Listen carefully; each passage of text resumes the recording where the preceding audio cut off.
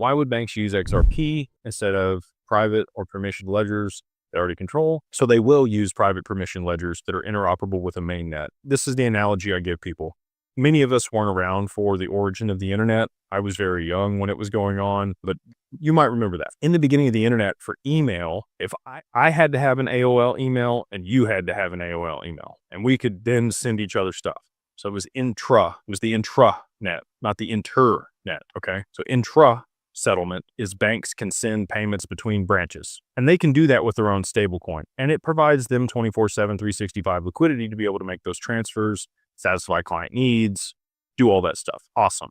Private permission stablecoins on Corda or the XRPO on a side chain. Okay. When you want to go from institution to institution between payments. So like you had a Yahoo email and I have an AOL email.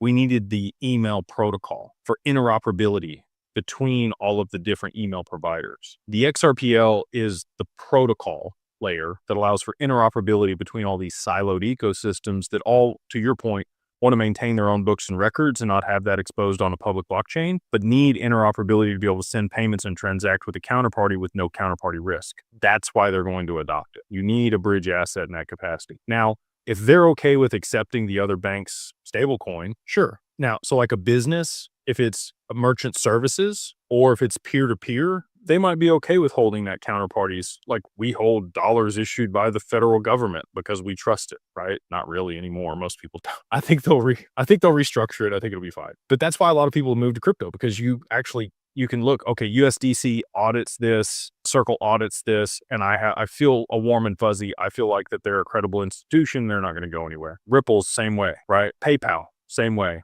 There's going to be all of these, merchant service providers and payment processors that issue stablecoins.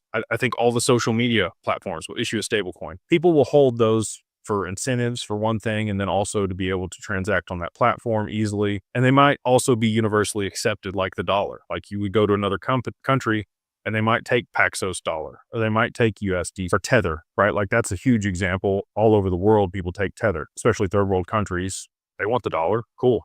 Tether sounds great. So peer-to-peer, I get you. Institutions are going to have a bridge between their siloed institutions or their siloed permissioned ecosystems, like you mentioned. And Corda provides that. And again, they don't have a native settlement token. They adopted XRP in that capacity a long time ago.